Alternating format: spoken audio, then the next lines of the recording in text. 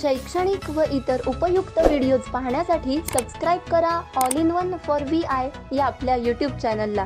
तसेच बेल आयकॉनला देखील क्लिक करायला विसरू नका, जेणेकरून नवीन व्हिडिओजचे नोटिफिकेशन्स हे आपल्याला सर्वात प्रथम प्राप्त होतील. व्हिडिओ आवडल्यास व्हिडिओला लाईक व आपल्या मित्रमैत्रिणींसोबत आणि नातेवाईकांसोबत शेअर करायला सुद्धा विसरू नका.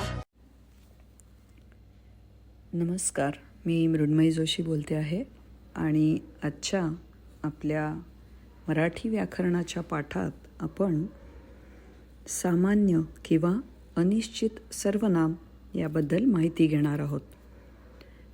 सामान्य किंवा अनिश्चित सर्वनामाला इंग्लिशमध्ये इनडेफिनिट प्रोनाऊन असं म्हणतात. तर सर्वनामांचे 4 प्रकार आतापर्यंत आपण पाहिले होते: पुरुषवाचक, दर्शक, संबंधी, प्रश्नार्थक आणि हे शेवटचं जे आहे ते आहे सामान्य किंवा अनिश्चित सर्वनाम. आता एक वाक्य आपण घेऊयात. घरात वाक्य असं आहे: घरात कोण आहे हे माहीत नाही. घरात कोण आहे माहीत नाही. इथे कोण हा जो शब्द आहे तो प्रश्नार्थक कार्य करत नाही. म्हणजे त्यांनी प्रश्न विचारला जात नाही आहे, पण काहीतरी अनिश्चित आहे याकडे याचा निर्देश होतो आहे. तर अशा वेळेस कोण हे जे आहे हे आहे अनिश्चित सर्वनाम. किंवा पुढचा वाक्य बघू. तुझ्या डब्यात काय आहे ते सांग. आता इथे काय हेही अनिश्चित सर्वनाम आहे. हे वाक्य कोणी लिहिले ते मला माहीत नाही. याच्यात कोणी जे आहे ते आहे अनिश्चित सर्वनाम. तुम्ही कधीही कोणाला त्रास देऊ नका. या वाक्यात कोणाला हे जे आहे हे आहे अनिश्चित सर्वनाम. आता कोण, काय, कोणी, कोणाला हे वरच्या वाक्यातली ही जी सर्वनामं आहेत ती प्रश्नार्थक वाटत असली तरी ती प्रश्नार्थक कार्य करत नाहीत. ती सर्वनामं कोणत्या तरी नामाऐवजी वापरली आहेत, परंतु ती कोणत्या नामाबद्दल आलेली आहेत ते नेमके किंवा निश्चितपणे सांगता येत नाही. म्हणून वाक्यातील या सर्वनामांना आपण सामान्य सर्वनामं किंवा अनिश्चित सर्वनामं असं म्हणतो. आता पहिलंच वाक्य घेऊया. घरात कोण आहे हे माहीत नाही. म्हणजे घरात आई आहे किंवा वडील आहेत किंवा भाऊ आहे, बहीण आहे हे माहिती नाही. तर कोण हा जो शब्द आहे तो कोणत्या तरी नामाऐवजी वापरला गेलेला आहे. त्यांनी प्रश्न किंवा उत्तर असं त्याचं कार्य नाही आहे. तर कोण म्हणजे कोण व्यक्ती या अर्थाने, त्यामुळे ते अनिश्चित सर्वनाम आहे. तसंच उरलेली जी वाक्य आहेत ती कोणत्या तरी नामाऐवजी वापरली गेलेली आहेत, म्हणून ती अनिश्चित सर्वनामं आहेत.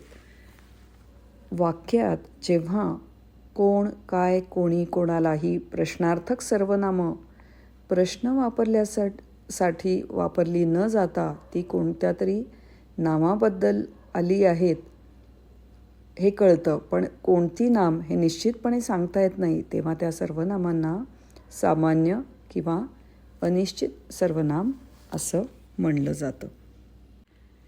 आता प्रश्नार्थक सर्वनाम आणि अनिश्चित सर्वनाम यात गफलत होण्याची खूप शक्यता आहे. तर अशा वेळेस वाक्याचा अर्थ समजून घ्यायचा आहे आणि मग ठरवायचं आहे की सर्वनाम जे आहे ते कोणत्या प्रकारातलं आहे. मी उदाहरण घेऊन स्पष्ट करते. मागच्या वेळेस आपण प्रश्नार्थक सर्वनामं पाहिली होती. तर एक वाक्य आपण घेऊयात. बाजारात कोण जाणार? प्रश्नचिन्ह.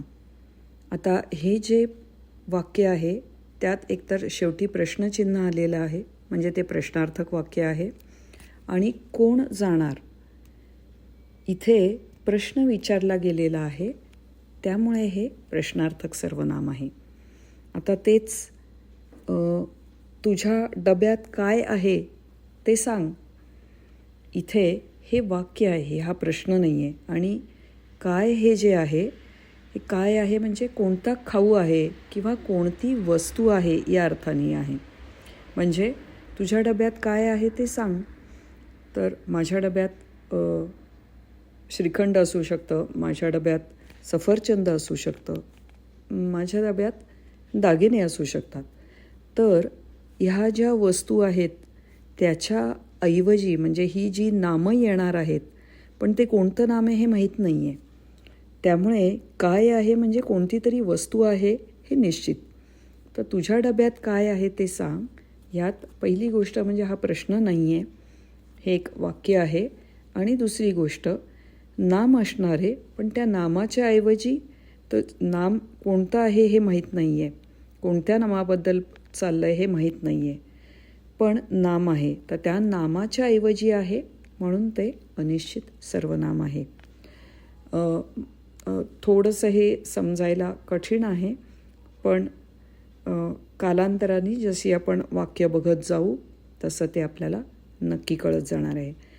तुम्हाला हे समजण्यास काही शंका असेल, समजून घेण्यास प्रश्नार्थक किंवा सामान्य सर्वनाम, तर तुम्ही मला ती शंका निश्चितपणे विचारू शकता.